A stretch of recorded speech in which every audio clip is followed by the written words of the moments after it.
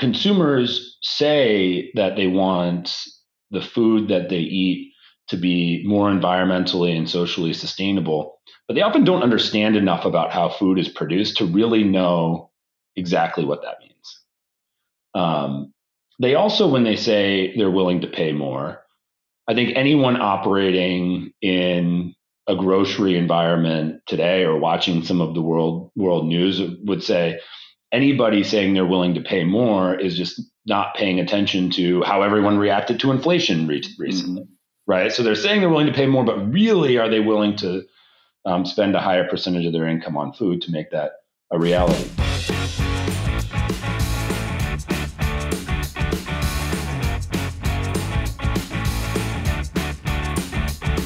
Welcome to the first in a series of special sustainability podcasts on the Wisenetics podcast properties. My name is David Dayhoff. I'm the North American Director of Sustainability and Precision Services with DSM Firm Niche Animal Nutrition.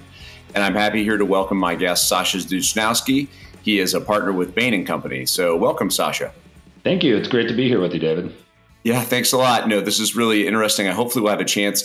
A lot of the listeners, don't typically we talk a lot on these podcasts about finer points of animal nutrition and the animal agriculture industry. And I think this is a good opportunity for us to learn more maybe about the broader ecosystem and food and ag companies. And so I'm really, really happy that you're joining us today. So speaking of which, though, a lot of the listeners to this podcast may not be very familiar with Bain. So why don't you say a little bit about you and your role and what you do at Bain? Yeah, happy to. Thank you. So as you said, I'm a partner with Bain Company. It's a consulting firm. I've been with the company for 20 years now, based now in Chicago, but have worked out of a number of our offices globally. And I tend to focus on agriculture and food and then chemicals.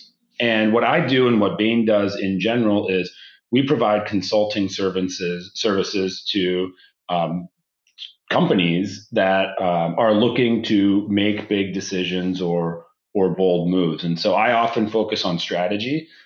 We, Bain, also cover operational topics, technology topics, things like that. So a company that is looking to do something like large mergers and acquisitions, or enter a new country and come up with a growth strategy for that, thinking about new technology deployments. How do I incorporate generative AI into the way that my company operates? Those sorts of questions.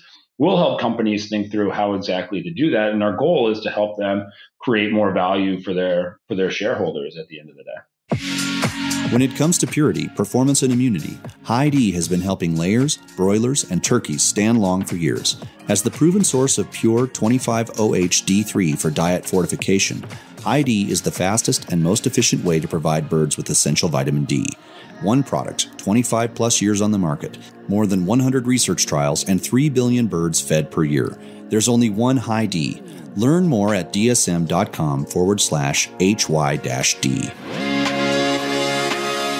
And so with that said, we didn't really talk about animal agriculture or sustainability in that you mentioned you work with food and ag companies. So tell me a little bit more about your work in the sustainability space and how that factors into what you just described. Yeah, happy to. So over the course of the past, almost a decade now, one of the things that has been increasing in consideration for many companies across more than just agricultural and chemicals, but especially in energy and natural resource sectors, is a recognition that there's a significant impact on society in a variety of ways based on how those industries operate and how companies within those industries operate.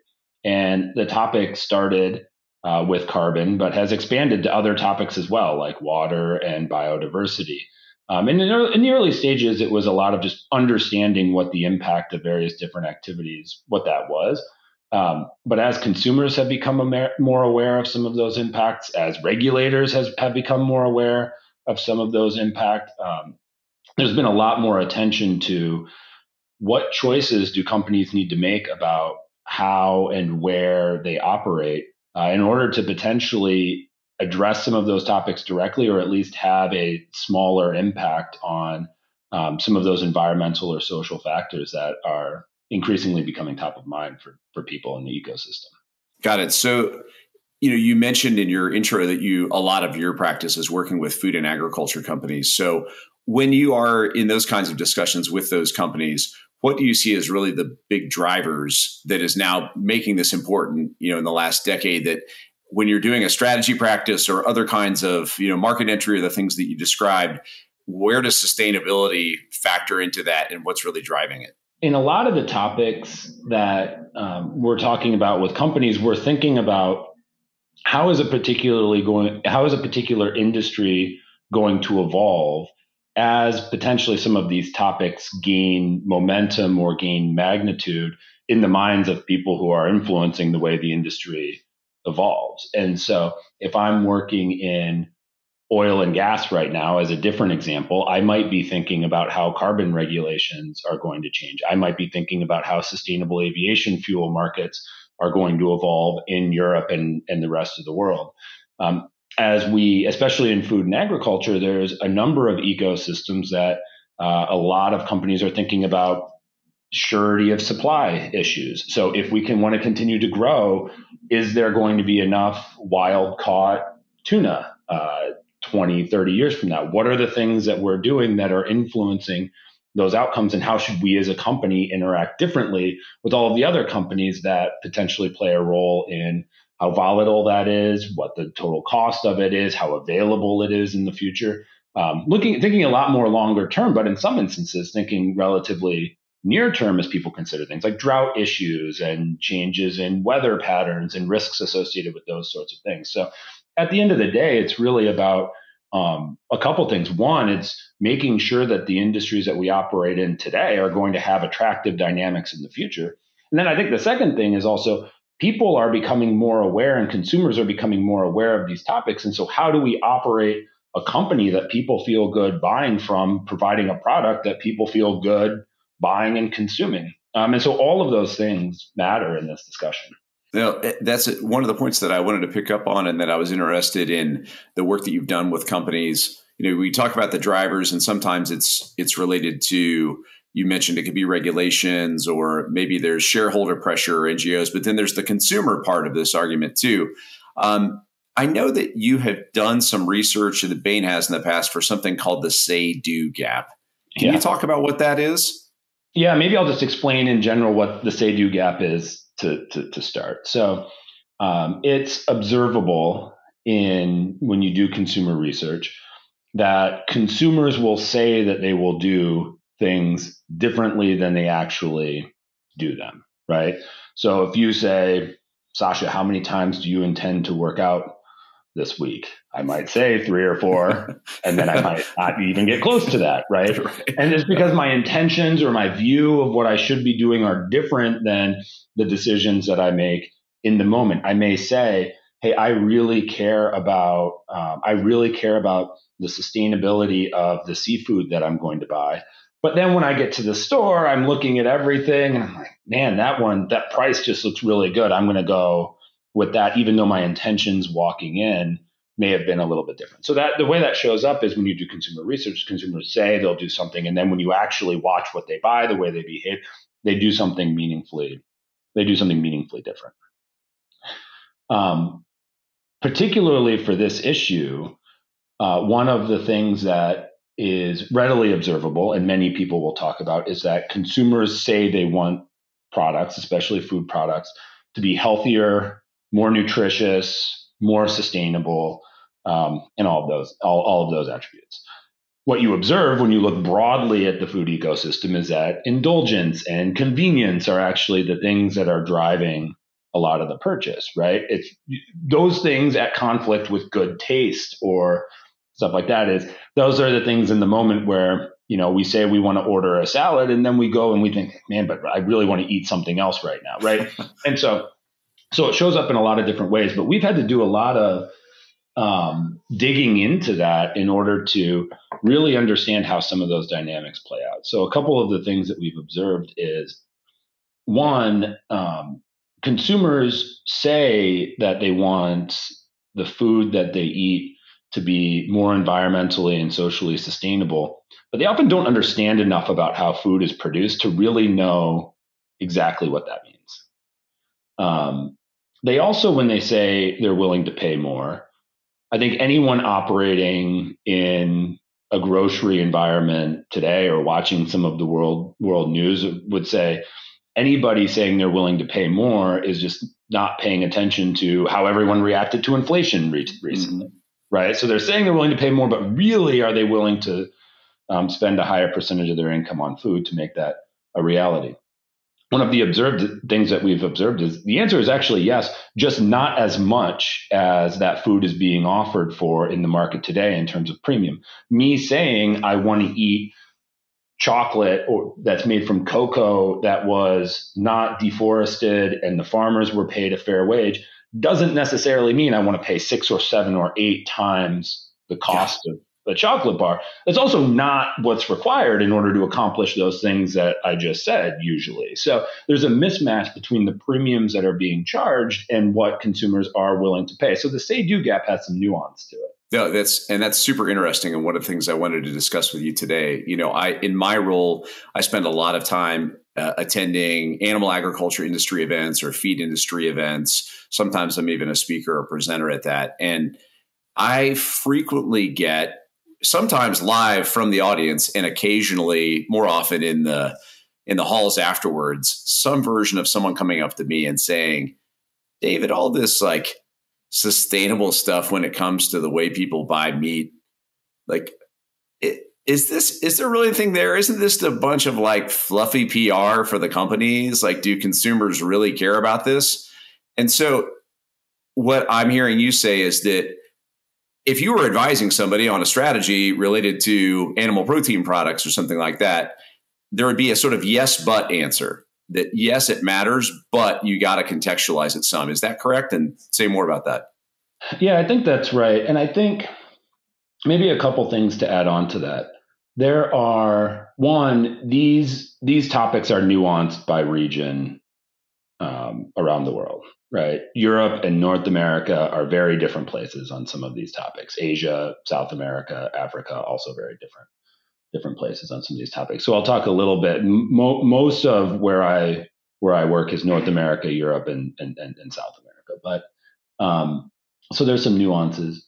I think the yes, but is, I don't think it's appropriate to say, I don't think the right strategy, maybe is a better way to say it. I don't think the right strategy is to have two types of products offered on the market.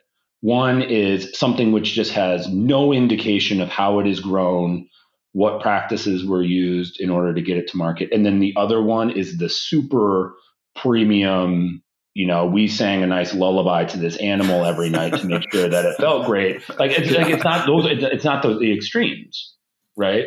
And so there's multiple people beyond animal agriculture that make decisions on what this can look like. It's not just the consumer, it's also the customer in terms of the retailer that's offering it, especially if it's unbranded meat, as well as regulators who are trying to set standards that all of us as individuals are both citizens and consumers in the places that we live typically. And so there's a lot of other stakeholders. And so I think, being able to say, I have practices that are going to reduce the risk that someone takes a picture of what's happening in a production environment and posts it on whatever social media platform is top of mind for people whenever you listen to this. And that becomes a negative PR event. Companies care about that stuff, right? And then as a consumer, to say that I wouldn't feel better about buying, based on my consumer perception, a product that was ethically sourced using practices that if I observed, I would feel good about. To say that I wouldn't want to feel a little bit better about buying that product, I think just it may not be on offer predominantly today, but that doesn't mean that there's not, excuse me, it doesn't mean that there's not an opportunity to offer that, right? And so a lot of the conversation that we have is the people who can position the product to the consumer are the retailers and the consumer products companies. The people who can change the practices as to aligning it with how it's being presented to the consumers are the animal agriculture producers. right now, those interactions are largely commodity interactions, right? It's like, this is the grade of what I made, and here's how. Maybe there's some certifications it could qualify for, but in general, in the longer term, we see the potential opportunity to align production practices with customer buying criteria. There's maybe some certain practices I don't want in my supply chain anymore, and I'm the one buying it and putting it in the tray pack and offering it to consumers, so I get to dictate that, or at least ask for it. You can tell me how much it costs. And then also, downstream with the consumer, being able to say, just think about the a consumer saying, I would prefer something as grass fed versus grain fed. People will understand the difference of that, and they'll have a mental picture in their head of what that means, right or wrong. To them, the perception is a reality, and if they feel better about themselves, even a little bit, picking up that product and consuming it, just think about how many purchases we make every day just based on how good we feel about making the purchase. To say that that wouldn't exist in meat, I think is just missing a potential opportunity that I think might be getting bigger over time. To try and separate this a little bit too, I don't know if you have examples or experience in your work. We're talking more about the demand from the consumers. How much of it is also at more the boardroom level? There is on behalf of the whole company's image rather than the image of the product on the shelf for the consumers. And, you mentioned, like earlier, you were giving an example about, is there something that would show up on social media and there'd be a bad social media event or something like that? But more writ large, do you see any divergence between what the shareholders and the executives are thinking, or the executives are thinking about regarding the shareholders, totally separate from regardless of what the consumers believe, I need to do this on behalf of managing the reputation of the company? I think there are some topics that are going to align with corporate goals driven by corporate positioning on topics like sustainability. Some companies call it regeneration, things like that. I also think regulators are looking at these topics differently, right? And so if I am a company and I'm a European-based consumer products company, and I have stated goals aligned with where I think the regulation is going around decarbonization, especially scope 3 decarbonization, which would mean everything that exists before I'm making the product. If I've set goals associated with that, and I look at where are all the carbon emissions coming from that I think might impose some cost on me in the future, it's going to be very hard to be a food company and not see animal agriculture, especially ruminant animal agriculture and dairy, especially as big sources of carbon upstream. Now, that may motivate me to start to have conversations with producers around, well, what were some of the grazing management practices that exist upstream? How do the various different growers in this ecosystem perform on those things?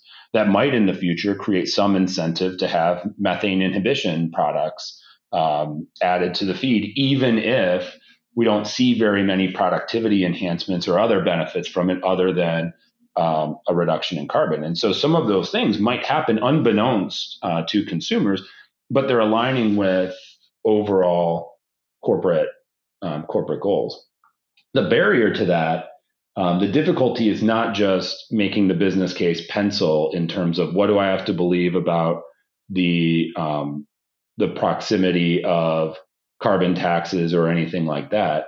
It may also be, is my procurement organization even set up to purchase meat and dairy products in a way that asks these questions and gathers the information in a way that's not cost prohibitive to me? Because for every producer out there that's thinking, oh, I have to change all these things, that's complicated and expensive, it's much easier to just buy USDA choice graded trim specification meat and just put it in a tray pack and move on versus having to understand all of these things about how it's grown. So I think there's some motivation there, but there's also some complexity and some cost, which is why it might feel like even today there's a disconnect between what companies are saying publicly and what they're actually doing, because they have a bunch of people internally to their own companies that they need to align on. How are we actually going to do this thing that we just committed to? And it might take a couple of years to figure that out. Yeah, I think that's a super important point that you just mentioned too. The two different things. One was around the cost, and then one was the actual ability to implement it. Without going into anything proprietary, to double back on earlier in the call, you mentioned that consumers are, or at least some consumers are willing to pay somewhat of a premium. It's just typically not as much as a lot of the supply chain thinks is the case. Do you have any sort of ballpark ranges, or is there any kind of sustainability premium that is out there that is kind of a generally accepted, once you go beyond this, all of a sudden you've lost, it's too much cost for the chain to bear? Yes. And so when we do broad surveys, and we do what we feel like is a good job of positioning what sustainability means, we get to something like a premium of 5 to 10%. What we see in terms of like what are consumers actually being asked to pay, it can be more like 30 to 35%, right? And so that's where there's a disconnect, where even if they say they're not going to do in that sort of environment. I think the other thing that we've observed is that consumers may not really understand how food is produced. And so it's not just that it has to be more sustainable, it's that you have to communicate to them that it aligns with their broader, what they're looking for, including sustainability attributes, without how much room is there on a can of tuna to describe how it was caught, right? Like that's a pretty small package. You can't really say a lot on it. So this communication is also, for the CP consumer products companies to figure out, but that's something that needs to happen. That needs to happen as well. And I think one of the other things that is a barrier, even when I say 5 to 10%, that's on the product on shelf. And I think this is one of the things that's missed in this discussion quite a bit, which is there's a lot of products where if you look at what percentage of the product on shelf is the agricultural raw material actually a part of. If you go to the store and you buy a loaf of bread, how much does it cost? And what percentage of that was the purchase of the wheat? If you go to the store and you buy a can of tuna and you say, what percentage of that was the purchase, pre-canning and all of that of the tuna fish from a boat out in the West Pacific? Sometimes that's only 20 or 25%, even if conceptually we think of bread as being primarily wheat or a can of tuna as being primarily tuna. And so the fact that a consumer would be willing to pay, even call it 3 or 4 or 5% more, translates back to a meaningful ability to invest in the growing ecosystem in order to drive the types of practices that would make a consumer willing to pay for that. It is just really hard to get that consumer 3%, 4% all the way back to the farmer or the producer that's raising that animal, catching that fish, growing that crop, managing that orchard, whatever it is. Because if you don't have, our food systems are set up with huge pipelines of food production and manufacture in between them. If you don't have sufficient volume, if you're not moving it through at scale with throughput, those economics can go, that 3% can get eaten up even before you get back to the food production system relatively easily. So this is a very hard issue to actually wrestle to the ground. But again, the conversation around this stuff, I think, has been going up and down, and there's been some fits and starts to it, but it's been generally moving in this direction for quite a while now. So I think it's fair to assume that this conversation around how we do this will continue. Yeah, I think that's another interesting thing that a lot of people don't appreciate as much, but it's more obvious, I think, to people involved in animal agriculture versus your point that consumers a lot of times don't actually understand how the food was produced or what does that really mean. And so either they just kind of gloss over it or they have a mental model for it that may or may not be anywhere close to reality or not. But unlike what you're just describing about the loaf of bread, if we talk about, a tray pack of chicken breasts or a ham or something like that, right? Like a very high percentage of that product in the end is typically going to be the production of the animals itself and back at the animal production and the animal feed level as well.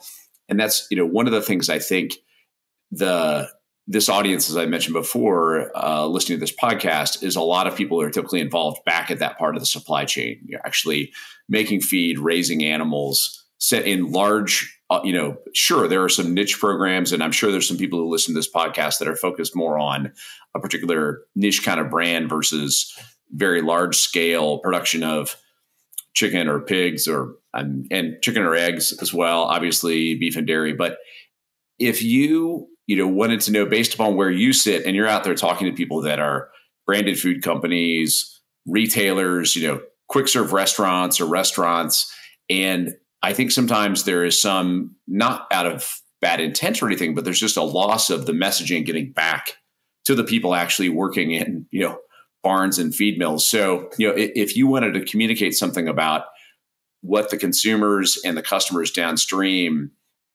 are driven by, and then speak to this audience, like what role do they play, or what messages would you have for them, for people that are nutritionists and veterinarians and operations managers, people like that? What would be some of the things that you'd like to share with them? I just want to highlight one of the things you said about the difficulty in the message getting back. I think there's one of the things I see in the food companies that I work with quite a bit is we think of companies as one unified brain. And it's like this company is interacting with me. The reality is companies are made up of a lot of different sub-factions within them, right? And so you may have someone who is thinking about the next 10 years of whatever consumer products company, where am I going to position this company strategically relative to other companies in my industry? My long-term vision is this. That means this is what I want. And then there's then there's someone who is a sustainability person, or is doing all of the reporting on this topic, or is doing investor relations. And they're saying, okay, this is what we're going to do over the next 3 to 5 years. And then you have a procurement person who's like, well, this is what I need to buy the next quarter. And like, that's all great. But like, honestly, like my incentive is like, I'm going to do as much as I can to get 1/10 of a cent out of your per pound price. And like, I'm going to really, really, work you on that. And so often what happens is what we read about and what we hear about is senior executives talking about the longer term strategy. We see chief sustainability officers and other people at conferences talking about the direction they want the company to go in. But like we upstream are then interacting with procurement, who is not aligned. And I think the other thing that I've observed as I work with across the agricultural system, but then also with food companies, is that many of the people saying those things about the longer term, where they want it to go, don't understand the trade-offs that have to be made in order to deliver on that. And they don't understand the economics, and they don't understand, well, what is just someone trying to eke out an extra 1/10 of a cent on their own production versus what is really a cost in the system that needs to be borne because of something that I'm asking for. And so, and the other last observation I would say is many of the things that people think of as the first steps in greater environmental sustainability in animal agriculture are also things that are correlated with higher productivity, right? So it's getting the right feed into the animal to get the right average daily gain, the right feed conversion ratios, those sorts of things. Driving higher productivity makes animals less resource intensive, which is ultimately what we're trying to get at, right? And so there's a whole bunch of stuff that the industry is already doing just from an efficiency perspective. From an efficiency perspective, all industries are probably getting 1% to 2% less carbon intensive over time on average because we're becoming more productive over time. So there's a whole bunch of stuff that is not at conflict, right? And then I think the other thing that can help is just making it clear what are the things that can be done. And sometimes there's people that can sit in the middle and help have this conversation. Some people are members of co-ops, and there's actually someone else representing them in some of these conversations. And you can having discussions around what is the art of the possible, as we would say, what are, if we could get to world-class grazing management programs all across my state, what is the impact of that? Because like actually a lot of us should want to do that anyway. And so I think just continuing the conversation and not making it, like I said before, it's either there's no conversation about this or it's like all of the green people on their soapboxes. It's like there's something in the middle, which is like, how do we all collectively want these industries to move forward? And by the way, like I said, like a lot of the rationale for this is not just, there's consumers out there who are idiotically willing to pay for some of the stuff that doesn't matter. It's actually, a lot of it is also around supply chain resilience.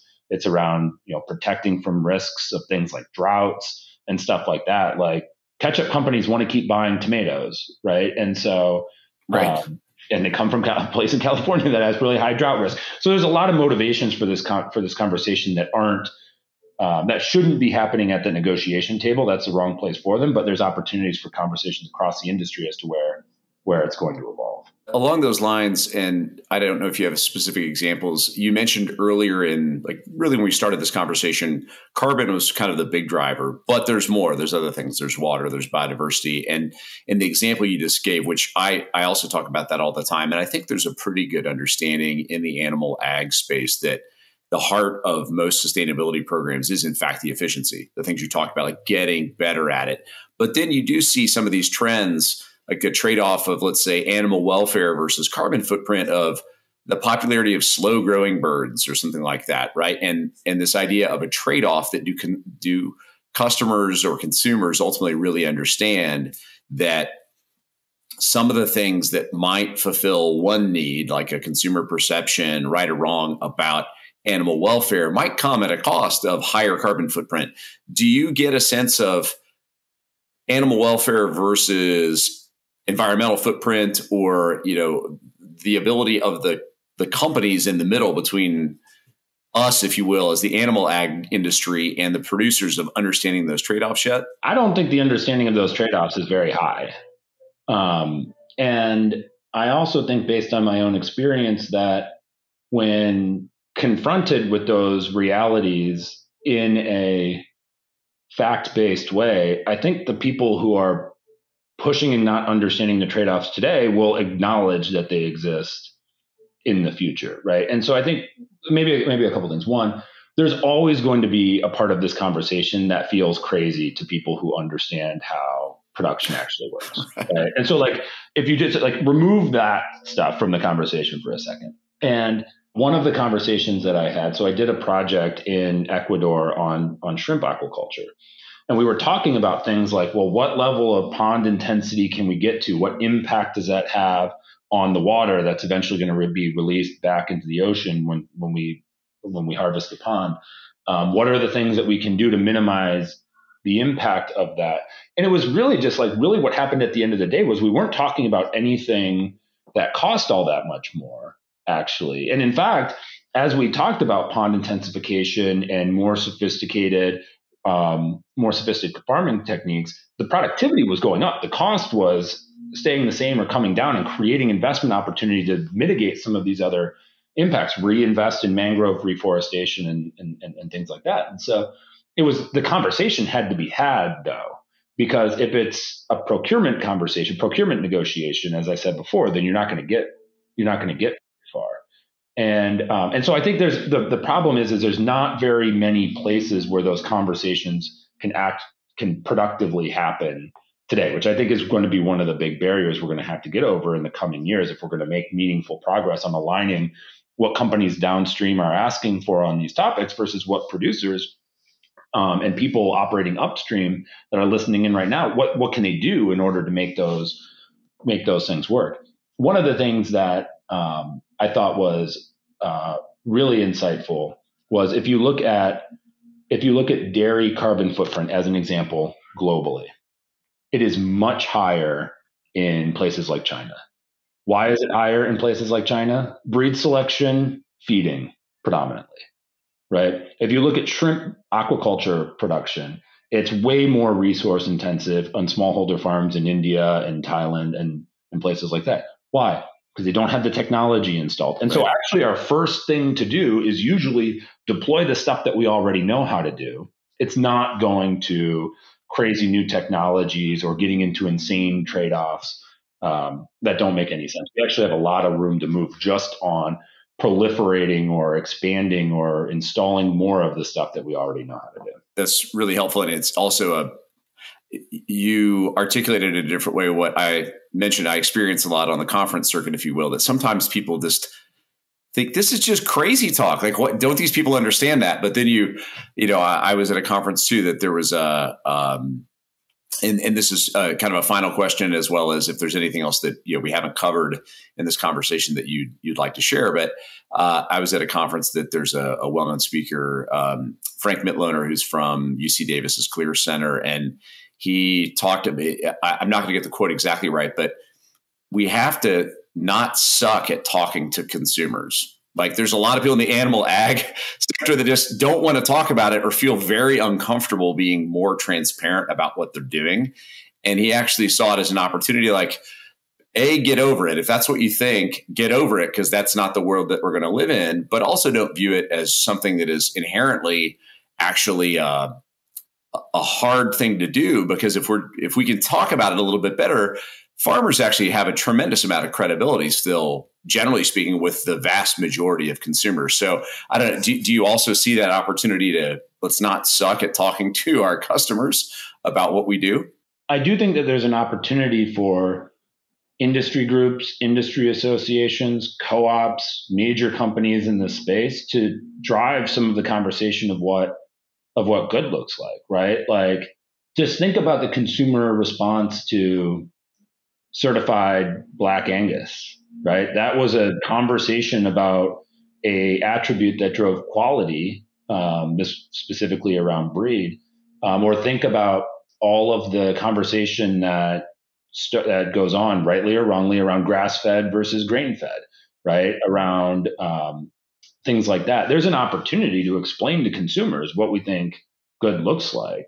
I mean, when I grew up, there were the beef, it's what's for dinner commercials. There were dairy commercials. There were things that you were a conversation with the consumer around these product categories and these goods and how they're produced and why they're good. And like, you should consume them. And I think there's a role for that in the market that balances all of these considerations and kind of at least explains the perspective of the producer, not just, it shouldn't just be the environmentalist NGO that's dominating the conversation. And the reaction from industry shouldn't be entirely defensive either. I think that's an important message too, that it's not just it's not that, similar to what you said, that before, there's not just either we do and say nothing, or we have to go all in and do every 100% absolute, to the most minute degree of sustainability related production. There's a middle ground on it too. And I think that's an important part too, that those of us involved in production agriculture, getting out there doesn't mean completely getting out there and getting excessively, investing too much in it, trying to tell the story to the nth degree. But if you don't try to tell the story at all, then the story is going to get told for you by other people. And I think that's what we need to get better at too. So yeah. Well, Sasha, this has been a super interesting conversation. I really, really appreciate your time. And thank you very much. And look forward to seeing you again soon. Sounds great. Thank you for having me. It was a pleasure. All right. Thanks a lot. Have a great day.